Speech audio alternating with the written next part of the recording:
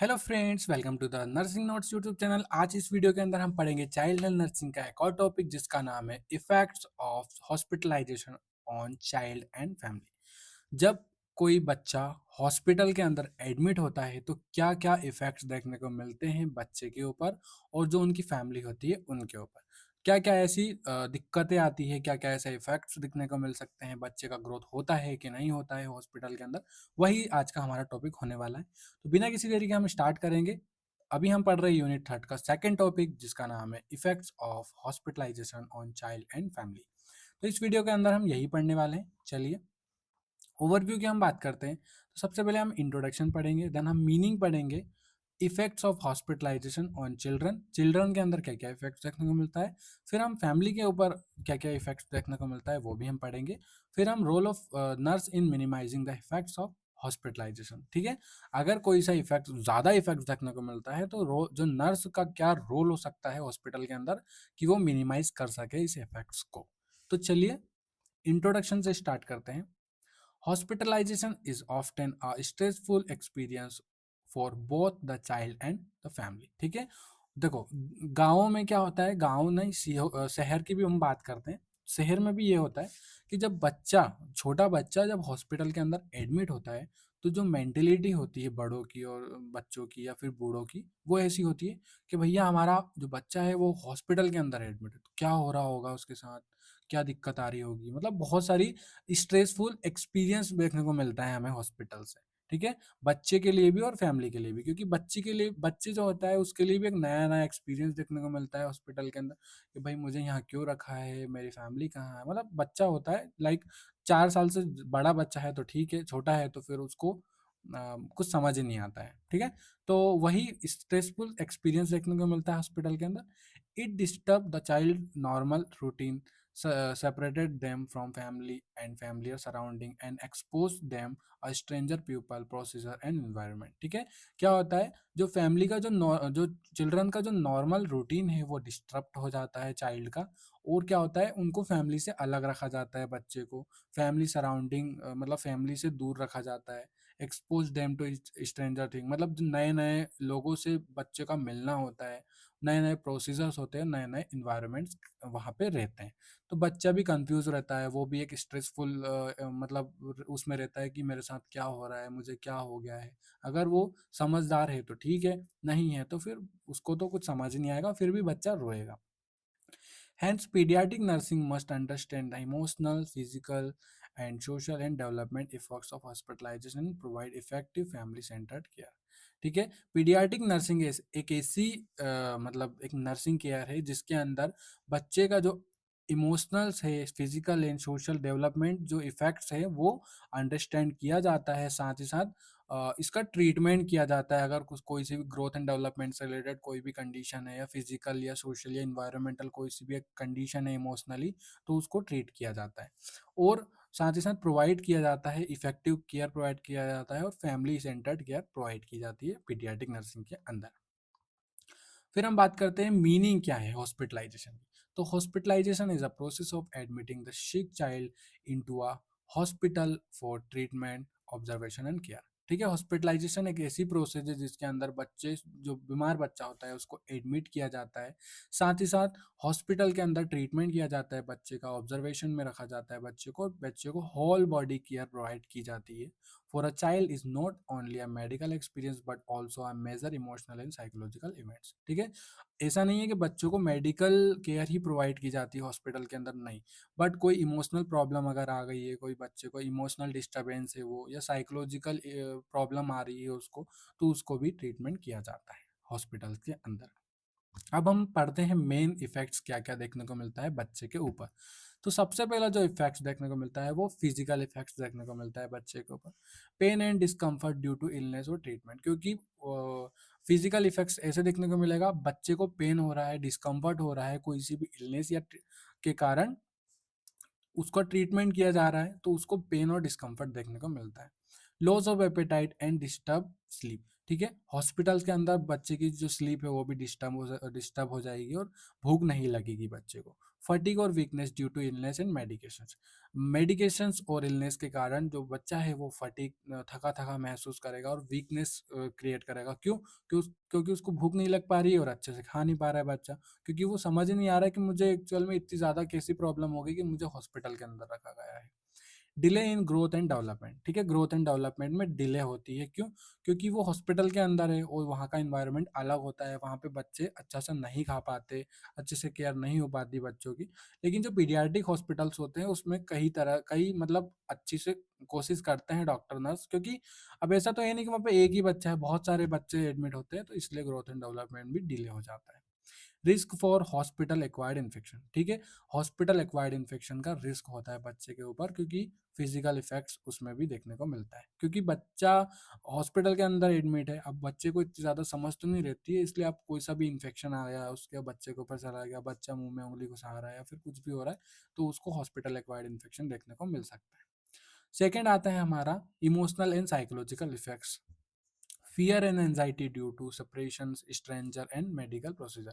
कोई सा भी मेडिकल प्रोसीजर हो रहा है या लोगों से मिल रहा है, जैसे नर्स हो गई, नए डॉक्टर आए या फिर कोई फिजिशियन आया, तो स्ट्रेंजर पर्सन से मिल रहा है, सेपरेशन में रखा जा रहा है बच्चे को, तो उससे फियर और एंजाइटी रहती है कि ये क्या हो रहा है। रिग्रेशन रहेगा बच्चे को, चाइल्ड में बिहेव यंगर, बेड वेटिंग और थंब शेकिंग, ठीक है, बच्चे का रिग्रेशन होगा और थंब शेक करेगा, मतलब जो अंगूठा होता है वो चूसने लग जाएगा, बेड वेटिंग होने लग जाएगी बच्चे को, तो ये सारी चीज़। एंगर मतलब गुस्सा आएगा बच्चे को, इरिटेबिलिटी लगेगी, रोने लगेगा, विड्रोल होने लग जाएगा बच्चे को, तो इमोशनल एंड साइकोलॉजिकल इफेक्ट्स भी देखने को मिलता है। गिल्ट में आ जाएगा बच्चा, और जैसे मुझे पनिश किया जा रहा है या फिर मुझे क्या इतनी बड़ी प्रॉब्लम हो गई जो मुझे यहाँ पे रखा गया है, ऐसी सारी चीज़ें, और वो कंट्रोल खोने लगेगा बच्चा अपने ऊपर से। सोशल इफेक्ट्स क्या देखने को मिलेंगे? Separation from family and friends. जो फ्रेंड्स है बच्चे, जो चाइल्ड का, लाइक वो एडोलसेंट है, 6-7 साल का है, वो स्कूल जाने लगा है, तो फ्रेंड से भी उसको दूर रखा जाएगा, फैमिली से भी दूर रखा जाएगा, तो सोशल इफेक्ट्स भी देखने को मिलते हैं। क्योंकि फैमिली होती है वही स्टार्टिंग से उसको पालती है, बड़ा करती है, तो उनको बच्चे को ऐसा लगेगा कि मुझे दूर क्यों रखा है, मुझे फैमिली के साथ क्यों नहीं रखा है, क्योंकि अब उसको नहीं समझ में आएगा कि कोई प्रोसीजर होने वाला है या ये सारी चीज़ें। आइसोलेशन एंड लोनलीनेस लगने लगेगा बच्चे को। Missing school and play activity, वो स्कूल को मिस करेगा और प्ले कुछ भी खेलता हो बच्चा घर पे या बाहर, तो उसको भी एक्टिविटी को मिस करेगा। Difficult adjusting a group setting in ward, ठीक है, वार्ड के अंदर जो मतलब वार्ड के अंदर वो मतलब नहीं रुकेगा बच्चा, एडजस्ट नहीं कर पाएगा, उसमें डिफिकल्टी होगी, क्योंकि वो अभी तक घर में रहा था तो वो खुले खुले महसूस किया था। फिर आता है डेवलपमेंट इफेक्ट्स। डेवलपमेंट में कैसा? अगर इन्फेंट है 0 से 1 ईयर, तो सेपरेशन, एंजाइटी एंड क्राइंग, ठीक है, रोने लगेगा, और एंजाइटी हो जाएगी बच्चे को। स्लीप एंड फीडिंग डिस्टर्बेंस हो जाएगी, क्योंकि जो 1 साल तक का बच्चा होता है, 6 मंथ तक का बच्चा होता है, उसको ना हर 2 घंटे के अंदर में फीडिंग की ज़रूरत होती है। फियर टू स्ट्रेंजर, इन स्ट्रेंजर जो होंगे, लाइक जो नर्स है, कोई नई नर्स आई, जैसे ड्यूटी नर्स है तो 6 घंटे 8 घंटे की ड्यूटी रहती है, उसके बाद दूसरी नर्स आती है, तीसरी नर्स आती है, तो ऐसे वो डरेगा, और डॉक्टर्स आते हैं, फिजिशियंस आते हैं, पीडियाट्रिशियन आते हैं, डाइटिशियन आते हैं, तो ये सारे जो डॉक्टर्स आते हैं उनसे भी डर लगेगा, क्योंकि अलग अलग लोग आ रहे हैं। अब घर में क्या रहता है, बच्चे को माँ मम्मी पापा इनसे मिलता है, वो जो ब्रदर्स होते हैं या फिर कोई दीदी वगैरह है उनसे मिलता है, तो उनको पहचानता है। लेकिन यहाँ स्ट्रेंजर्स मिल रहा है, तो उसको डेवलपमेंट इफेक्ट देखने को मिलता है। टोल्डर अगर रहेगा 1 to 3 ईयर्स तक का, तो स्ट्रॉन्ग सेपरेशन एंजाइटी स्ट्रॉन्ग हो जाएगी इनकी। रिग्रेशन होगा, like toilet training loss, toilet कर देगा वहीं पे बिस्तर पे ही, जो बेड है उस पे, थंब शेकिंग करेगी, जो भी रहेगा 1 से 3 ईयर्स तक का। टेम्पर डेंड्रम एंड रिफ्शल ऑफ कॉपरेट, ठीक है, मतलब वही ये सारी चीज़ें इसी के अंदर आती है। फिर आता है हमारा प्री स्कूलर, जो प्री स्कूलर बच्चा होगा, लाइक 3 से 6 साल तक का, तो उसको पेन से फियर होगा, मुझे पेन हो रहा है, डार्कनेस, अगर अंधेरा रहेगा तो उससे भी फियर होगा, और बॉडी इंजरी अगर हो गई है तो उससे भी फियर रहेगा कि मुझे क्या हो गया है, मैं मतलब कुछ उल्टा उल्टा बोलेगा, जो भी है। मैजिकल थिंकिंग करेगा कि मुझे कोई पनिशमेंट मिल रही है, मुझे मतलब किसी ने पनिश किया है या फिर गॉड ने पनिश किया है, ऐसा। रिग्रेशन, नाइटमेयर्स और विड्रॉल्स देखने को मिल सकते हैं। स्कूल एज अगर रहेगा, 6 से 12 साल का अगर बच्चा है, तो हॉस्पिटल के अंदर क्या क्या इफेक्ट देखने को मिलता है। Fear of loss of control and privacy, privacy और कंट्रोल को लॉस करेगा। इसके कारण फियर भी हो सकता है बच्चे को कि मेरी जो प्राइवेसी है, मुझे घर में रूम के मतलब रूम से डायरेक्ट हॉस्पिटल के अंदर रखा है, कोई भी आ रहा है, कोई भी जा रहा है, ये वो, मतलब बहुत सारे बच्चे के अंदर थॉट्स आते हैं।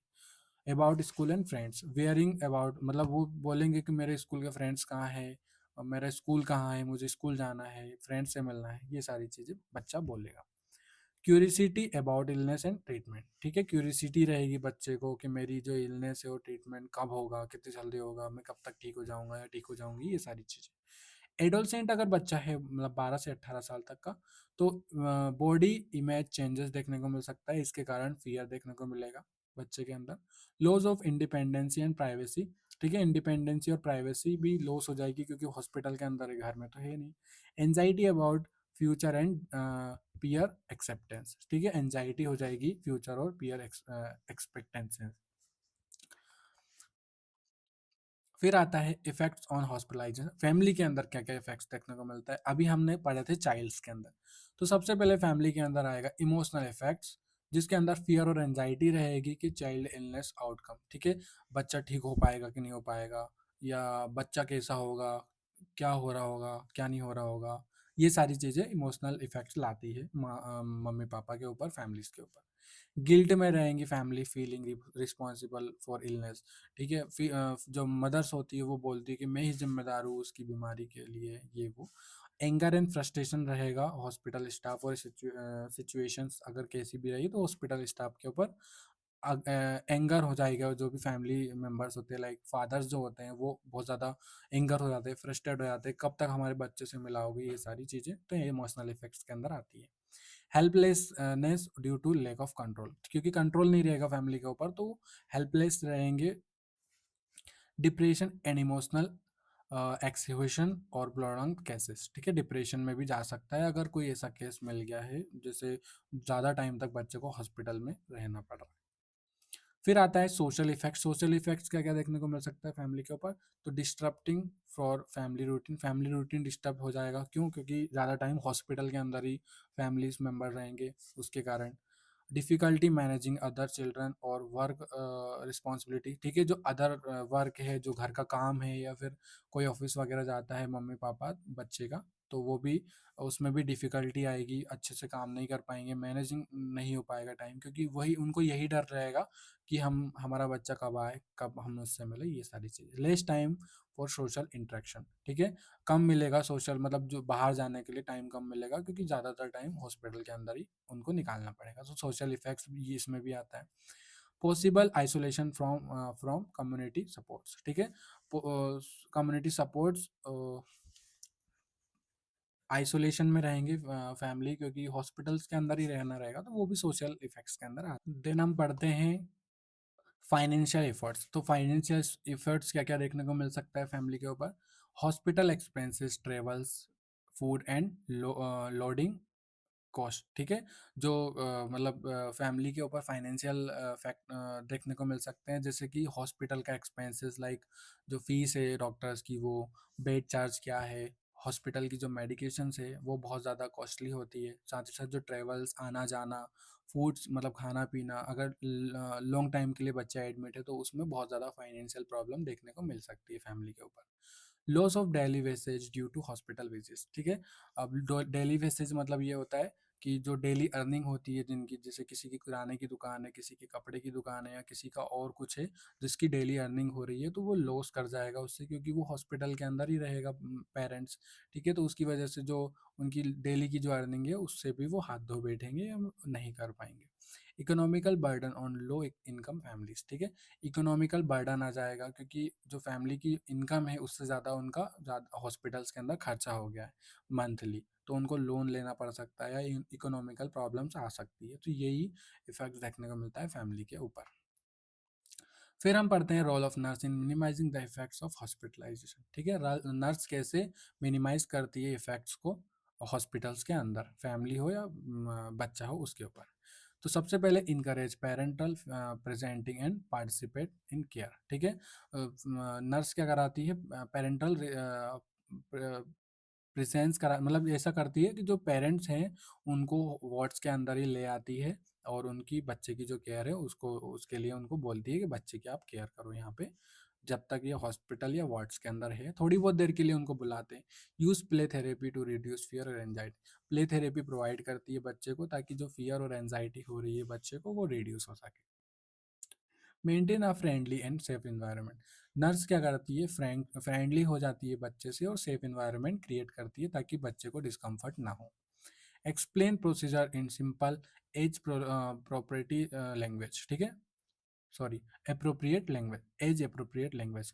अगर बच्चा समझदार है, बच्चा समझने के काबिल है, तो जो प्रोसीजर बच्चे के ऊपर हो रहा है वो सिंपल लैंग्वेज में उसको एक्सप्लेन करेगी ताकि बच्चे को समझ में आ जाए, बच्चा शांत रहे, हड़बड़ ना करे कि मुझे क्या हो रहा है, मुझे क्या लगा रहे हो आप, क्या दे रहे हो, ये वो, कौन सी दवाई खिला रहे हो, मुझे नहीं खाना। तो बच्चे की बहुत ज़्यादा जिद होती है, तो उसके लिए अगर बच्चा समझदार है तो उनको सिंपल लैंग्वेज में बच्चे को बताती है नर्स।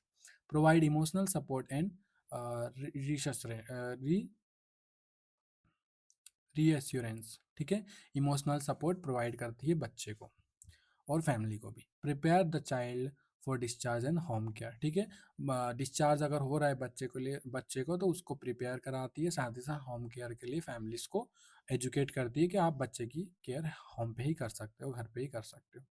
तो थैंक यू गाइस, यही थी हमारी आज की वीडियो। अगर वीडियो अच्छी लगी तो वीडियो को लाइक करके चैनल को सब्सक्राइब जरूर करें, बेल आइकन को जरूर दबाएं, ऐसी ही वीडियो आपको आगे भी मिलती रहेगी। Thank you. अगर आपको इस टॉपिक से रिलेटेड कोई भी डाउट है तो हम हमारे कमेंट बॉक्स में आप पूछ सकते हो, जाता है।